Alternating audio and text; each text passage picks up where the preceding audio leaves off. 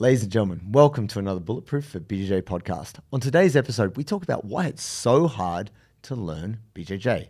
There are 4 key things that are adding resistance to your learning journey. Step 1, we talk about why the movements are so awkward and what you can do to quickly overcome this and become a better mover. Number 2, we talk about the infinite world of techniques, combinations, sequences, and positions, and how you can break through this noise to get a clear understanding to learn better. Number 3, how the chaotic elements of training partners can either help you or hinder you, and what you can do to be a better training partner. And number 4, how coaches can also influence you in a way that will dramatically accelerate or slow you down, and what it takes to have a good relationship with your coach.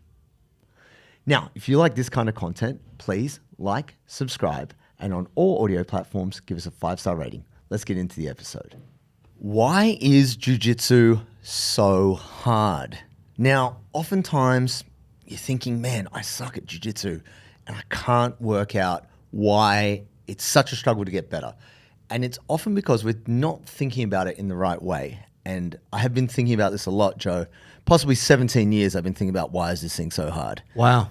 And I've broken it down into some categories so we can understand why it's a struggle and then how we can unpack it and tick some boxes so it's less of a struggle.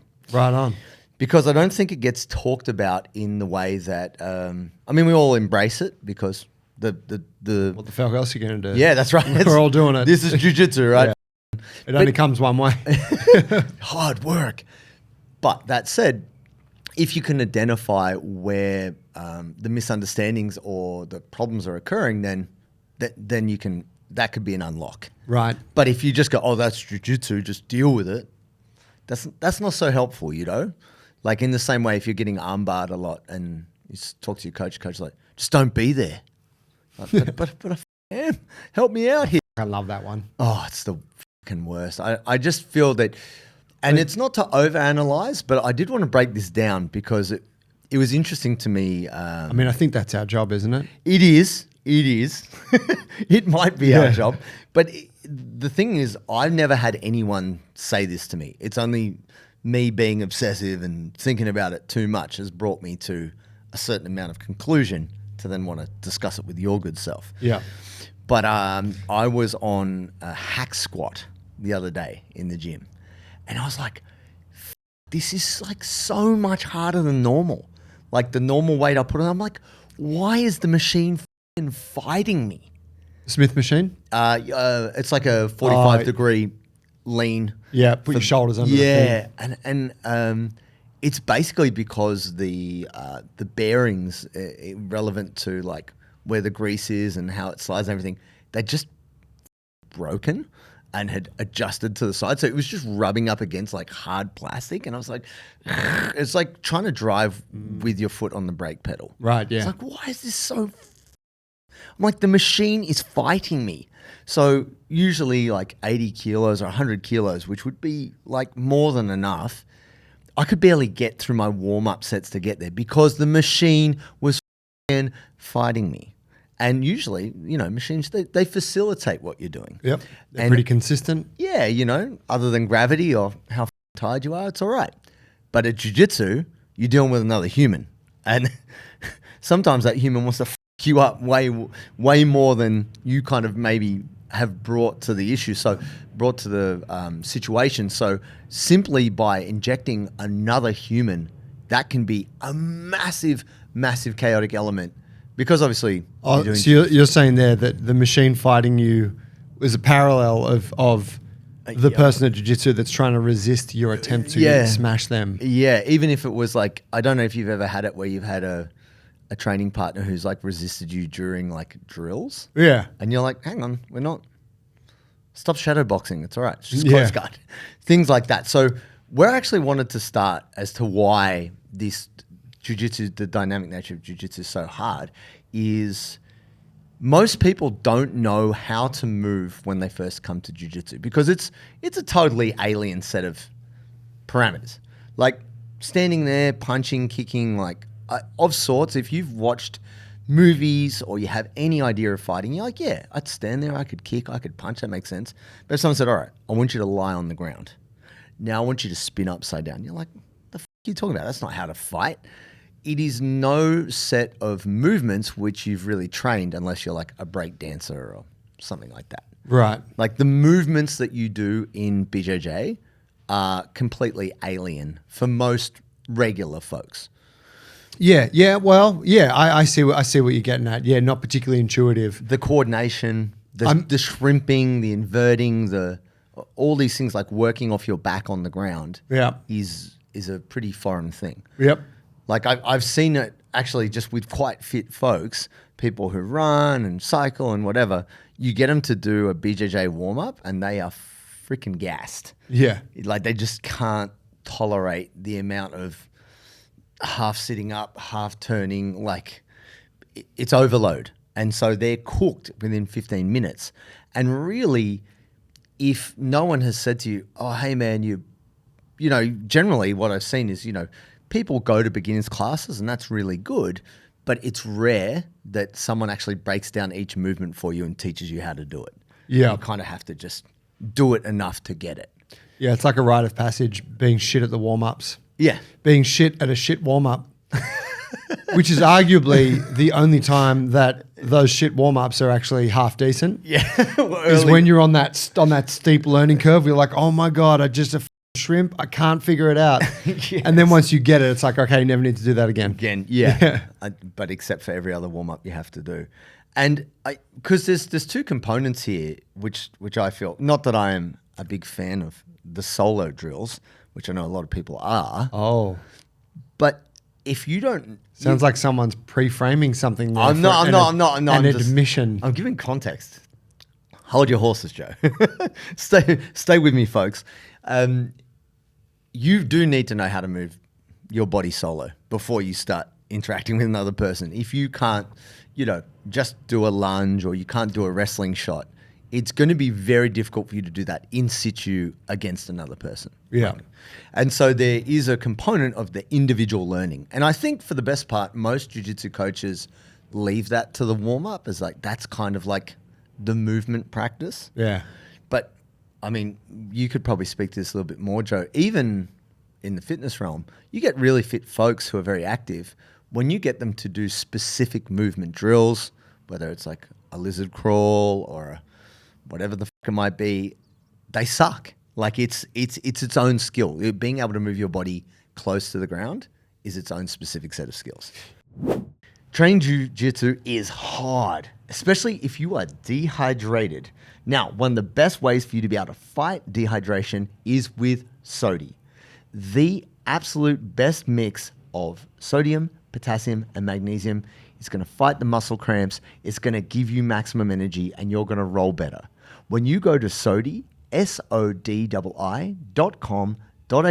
use the code Bulletproof15 and get 15% off and get hydrated for better jiu-jitsu. JT and I have worked in gyms and specifically with grapplers for over 20 years between the two of us.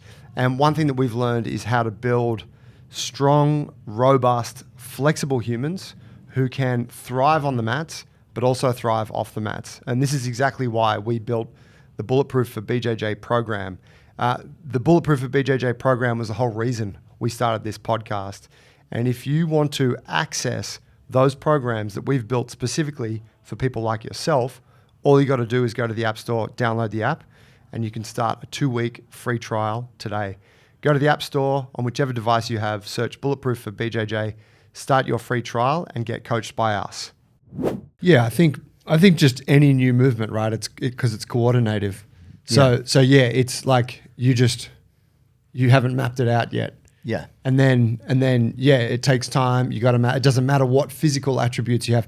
The only attribute that really helps there is if you have software that has already learned other tough coordinations. Right. And you know, if you take a breaker, if you take a dancer, capoeira. Yeah, or you take even a gymnast to a point or an acrobat and you teach them a new movement skill, you put them in jiu-jitsu, they're like, yeah, because they're good at learning. Right. Yeah, but yeah, for the average, particularly the average adult who has not done anything coordinative. Like maybe the most coordinative thing they've done in the last decade is a kettlebell swing. Sure. Right? Like, because there is a skill curve to strength training. Yeah. It's just smaller. Yeah. But yeah, so yeah, when you take that person and you're like, oh, we're doing inversions today, or you know that one where it's like you sit kind of like a seated guard, your partner's standing up, and then you invert to the other leg. Oh yeah, the round the world type. Yeah, like it's a sick drill, but for someone new, it's like it's so f***ing hard. Yeah. Like, and understandably so. And it's different based on lever lengths as well with that. Like Yeah. if you're a shorter leg human, you've got to position your hips differently. If you're a longer leg human, you've got to maybe position them out a bit further. And no one necessarily tells you that. No, that's right. The level of understanding, like the understanding of teaching movement, for most coaches is very low. Yeah. They're good at teaching jiu-jitsu, but you could argue that if they could teach movement, if they understood that part, they would be more effective at teaching jiu-jitsu, because it would just be like a really like a shortcut for people to get them from here to here. So now we can get into the shit. Yeah, and some of them are. So there's some great jiu-jitsu coaches who are very good with movement. But I guess this is the thing, because the next step with the whole movement piece is you've got to do it with another person. So you've probably found this, you out there in the world watching this, that you work with a partner who knows what they're doing, and they might be higher ranked than you or someone you train with regularly. It's pretty easy. You do some drills, you're like, they get it. They know what's up. And maybe if they know better than you, they can guide you and give you feedback. Like pummeling. Like when you see two people who don't know how to pummel, it's some awkward shit. Yeah. You're like, they need to be separated and put with someone else who does know how to pummel. Yeah. Because this is just it's not looking right. And that's the thing. If you have a more coordinated partner or a less coordinated, chaotic partner, that can make things totally different in terms of your experience as a beginner. And when you introduce another person into the mix, this changes the game. So even though you thought you knew how to move, and the coach is like, right, now you've done your kind of duck walks and wrestling shots solo, now we're going to incorporate that into like double legs, and here's your partner, and they're going to impose like a degree of resistance. And this just can take it completely sideways, especially if your partner is not sure how they're supposed to react or engage with you in that drill. Yeah. And I think this is where you're not often, in boxing, they do teach it a bit where if you're the pad holder, you get taught to be like a good pad holder, and that's its own skill set. That, yeah, the coordination it takes to be a good pad holder in boxing is, especially at the high level, is elite. Yeah. And a really good pad holder is really sought after. And if you do boxing long enough and you've got the coordination, you become a good pad holder for your partner. I don't feel like in jiu-jitsu that's taught, like how to be a good training partner. Yeah, no. Other than don't be a dick or don't. No, yeah, it's a really good point. And it's kind of, you would imagine that it's generally not even mentioned in a sentence to a new person, like about, hey, don't give too much resistance, but don't also be like a limp noodle. Like, you know, like we don't even touch on that. No. And you just put them in. And I mean, that's the thing too, is because when you get paired with that person, it's like, well, now I got to teach it to them, but couldn't that have been part of the screening process? Yeah. Bring them into the gym, you know? Yeah, I think this is difficult because we don't account for it, and we kind of take it for granted when, you know, like coaches will regularly pair, like if it's not a strict, like just white belts class, whatever, like a higher belt with a lower belt to kind of teach them the ropes and give them feedback and stuff like that. So the coach might lean quite heavily on slightly more senior students to kind of pass, you know, like older brother, older sister teaches younger brother, younger sister, you know, like my parents are like, right, it's time to peel the potatoes. And it's like, all right, now teach your sister how to peel the potatoes. Then my sister just did a terrible job. I swear I showed her how to do it right. And then they're like, there's no time. You have to peel the potatoes. I'm like, oh, my sister just walks away like, perfect. There's no time. Yeah. So I think that's the thing that not only do we not give people their enough instruction around just how complex unfamiliar jiu-jitsu movements can be, but also how to be a good training partner and help in drill situations. Yeah. I feel this is a huge challenge that we kind of don't account for. But to that point, so we're talking like why jiu-jitsu is hard. So hard. dramatically harder than a lot of things. I don't want to take it off piece, but tell me if this is in line. The fact that you are trying to learn jiu-jitsu and then you have a partner that is also trying to learn, and a lot of the time you're rolling and The blind leading the blind. well, no, more just they are actively defending against you. So you will be unsuccessful often. Yes. And that can be a thing where you're like, this is so hard. I'm so shit at this. Yeah. I was just going to, I've been practicing guitar, right? Maybe 6 months now. Yeah. I go once a week. I went to a lesson yesterday. I sit with my teacher. They open up the book. Did you do the lesson I prescribed from that? Yeah, I did. Can you play it for me? I play it. He's like, yeah, that's pretty good. Fix this, do it again. Yep, that's good. Okay, next lesson is this, right? It's very straightforward. I'm not, and he's always like, good job, man. Sometimes he says this, sometimes he doesn't. But I walk away from every guitar lesson being like, I'm getting better. Yeah. I'm getting, because I couldn't do that drill last week and I learned a new technique. Yeah. But imagine if I was in there and there was another 6 people and we're all learning, and then it's like, well, let's hear what you learned, JT. Show me how and JT's playing like Jimi Hendrix. I'm like, I'm falling behind. I'm a shit. Do you know what I mean? Yeah. And that's the thing with jiu-jitsu. You're constantly comparing yourself to everyone that's there. It is difficult. It makes it so much harder. Psychologically, yeah. Yeah. And But not a bad thing. It's just something to recognize. it is part of it. And I think that is the group environment is its own challenge. But what I wanted to talk to is about techniques, because people are like, oh, techniques don't matter, concepts, principles, but really you got to start somewhere. You have to be able to. Wait, do people say that, or is this your ecological gripe? No. I don't have any ecological gripe. I'm saying that on the internet there is conjecture about how to teach/learn jiu-jitsu. Right. Because there's different amounts of research about how we learn. But if we can just talk about anything, not even just jiu-jitsu, a tennis serve, playing guitar, whatever, there are positions. I'll talk all day about playing guitar. Shit. Tune into my new podcast. Joe Strummer. Learning jiu-jitsu is hard, and we know why you struggle, because you're doing it solo. You need Submeta.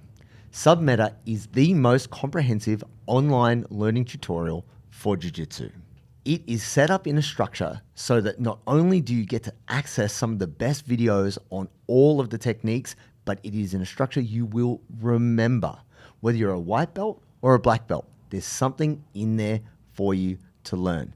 And as a podcast listener, when you use the code Bulletproof16, you can get $16 off when you subscribe at submeta.io.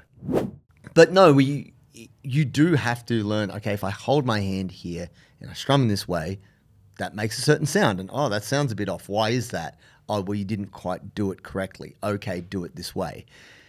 Individual techniques, that's something, right? Like we start, and many schools will teach you different individual techniques because like, these are fundamentals, these are important, right? Yep. Like it or not, that happens.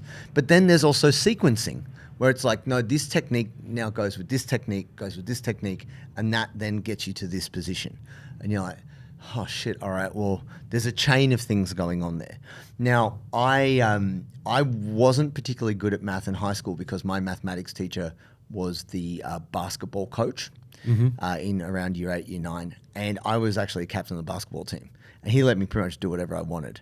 And I didn't have to study a whole lot. It didn't mean I did well, but I didn't get in trouble. Also, my girlfriend at the time was in the same math class as me, so I was not paying attention to mathematics, let's just say. Yeah. And so basically, I watched a video online. It was talking about why people get to a certain point in mathematics and then suck, because it's a pyramid and it's built on certain foundations. So when you get up further and It sounds like a math lab trying to bring some Pythagoras shit in trying to here. bring math into math. Out of here. Oh my God. Geometry. But basically, if you're missing building blocks, you can't build on top of it. Right. Like your logic is incomplete because you need these basic foundations to be then go to algebra and then you working your way up into physics, etc. Like it is really important that you do understand each building block. Like a mastery system. Of sorts. And the problem with jiu-jitsu is a lot of stuff is assumed. The coach is like, well, 4 weeks ago, I showed this, therefore you know it now. Yeah. And now I'm showing this next thing. Yeah. And now you know that now. And now we're putting You know it that all open mat that 2 people came to? Yeah, well, I said this I showed thing the once. thing. Yeah. And so everyone knows, right? So you obviously mastered it. Is there any questions? No, good. All right, moving on. Then you're expected to put all those techniques together. It's hard enough, I think, for people when they start jiu-jitsu just to remember and really feel like they understand a component piece of the puzzle. And then you're asked to put 3 or 4 things together, and that's its own challenge. Yeah. And then you have the situational context, which is like, I usually get the armbar, but from like mount, but now I'm under, close guard. I don't know how to get it from here. Like, there is a few different reasons as to why you might really be struggling to apply that technique that you only half learnt a couple of weeks ago. Yeah. And we really don't give ourselves, because it seems boring, right?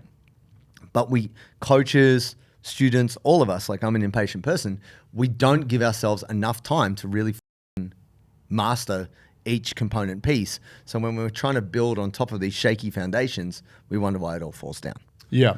That's where I was going with that. Yeah, absolutely. I mean, it's kind of absurd, right? When you think about what a lot of newer people in jiu-jitsu are exposed to in that learning process. It's like they come and train 4 nights this week, and 4 nights we're doing 4 completely different things because the coach feels like it. Yeah. And it's like, it is all irrelevant. And within that, they're going to learn over time, right? Just through being there and trying their best and whatever. But yeah, it's really quite absurd when you look at it in that way. Versus, say, you look at say me practicing the guitar. I have this textbook. It's very simple, systematic. Yeah, and it's like lesson by lesson, and it's just like follow the lessons, man. Yeah, which of course that's boring. That doesn't work. Yeah, but what if recently a famous guitarist played this riff, Joe, and everyone wants to learn that? That's right. There it is. What riff's killing it right now? That's what's hot on the internet. Yeah.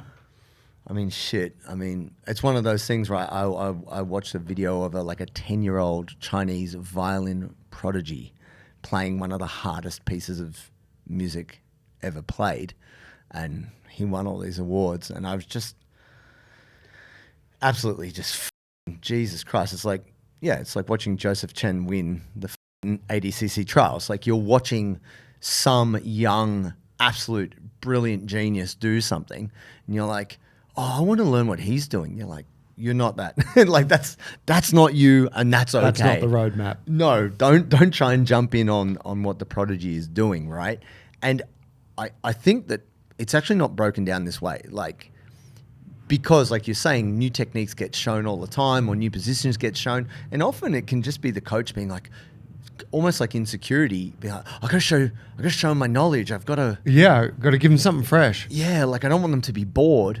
It's like, well, sometimes shit is boring, but you get good. Often getting good at things which are not necessarily super interesting, but it helps you be effective. I think that a lot more grapplers would learn better and faster if more coaches were comfortable to just be boring. Yes. And I know this, like, as a personal trainer, when I did more of that, if I didn't have a plan for my client, like I didn't have a program at least, or at least an intention of what I'm trying to develop over the next 3 months, say, sure, I'd show up to every session and just pull some shit out of a hat. Of course. And it would be great, right? Like I can make it a good session. I can teach them a lot.